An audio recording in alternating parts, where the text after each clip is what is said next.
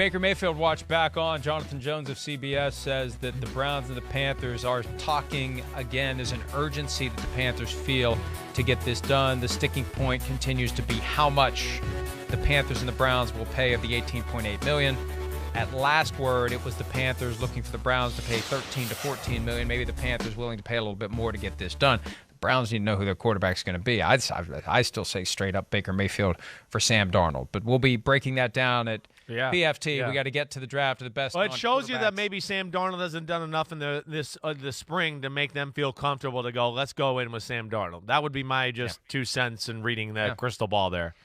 Time to pull the ripcord. Right. Time to break glass in event of emergency. All right.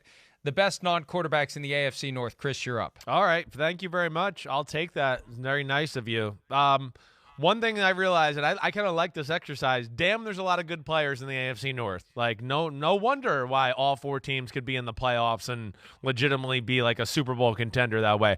I'm going to go with Jamar Chase as the number 1 guy. To me, wow. I am. Yep. I don't know. It's just Jamar Chase, to me, is in the convo for the most explosive offensive player in the game. He is. One-on-one, forget about it. Like, there's nobody can cover the guy one-on-one. We just saw a guy in Jalen Ramsey have to cover him, and it was not easy. And he's got 3 rockets up his butt, and to me, it's, him and Deebo Samuel are in the conversation for the best receivers in the game right now. So I'll go Jamar Chase. I'll go T.J. Watt. Yeah. I thought that's where you were going. I know. Yeah, great year last year, gets the big money, holds in, still has an epic season for a team that needs everything it can get out of its defense as its offense continues to be kind of a work in progress. So T.J. Watt, as good now, I think, as J.J. Watt ever was. I mean, there used to be a gap, but I think right now peak T.J. Watt matches peak J.J. Watt. It's not far off. I don't know if I'm going to quite go there yet, but it's starting to look that way. I mean, he's just hitting the prime of his career, so watch out. And, it's a great pick. I mean, he's obviously one of the best defensive players in the sport, even though I still don't think he should have won NFL Defense MVP last year. I still think Micah Parsons should have. All right. I'm going to go with Myles Garrett, the other best pass rusher in the division.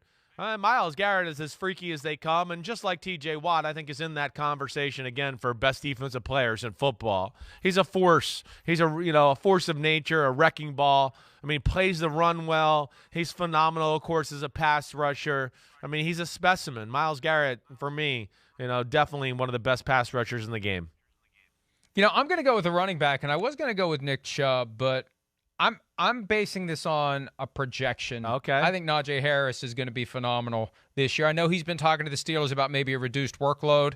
He really was utilized a lot, extensively. And the book on Alabama guys is they get overused in college, but he told me a few months ago, I was on the sidelines in the 3rd and 4th quarter. We were blowing everybody out. It was rare that I had to go wire to wire. Right. So I think he finds a groove this year.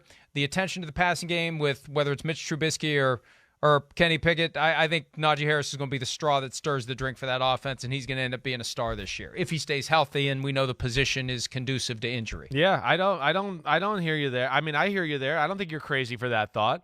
And again, I think with the way that offense is, the new quarterback is going to be able to move around a little bit. There'll be a little more deception to open up some space for Najee Harris, where, again, in the Steelers the last few years, everybody knew is they're going to run the ball up the middle, and then, Big Ben's going to look for a pass right over the middle in the same spot. The whole damn defense could play right like in one area, and you could defend the Steelers. That made life hard on Najee, so I hear you there.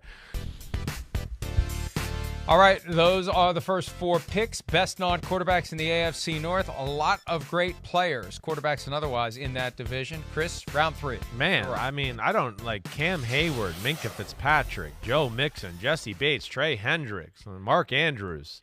I mean, Nick Chubb, Denzel Ward. Holy crap. I'm going to go with Marlon Humphrey of the Baltimore Ravens, though. I just have too much respect for this guy. Marlon Humphrey is one of the best corners in football. I feel like he gets a lot of criticism sometimes because people see him like on a highlight. We're going, oh, man, Marlon Humphrey was covering him. But I would also say to them, no corner in football gets put in tougher positions than Marlon Humphrey. They have expected a lot over him the last few years. Blitz everybody, no safety in the middle of the field, and cover the guy in the slot who can go anywhere he wants with no safety and cover him. He only runs 4.3, and you got to stay with him. He gets asked to do that more than anybody. I think he's a hell of a football player. They put a lot of pressure on him, Marlon Humphrey.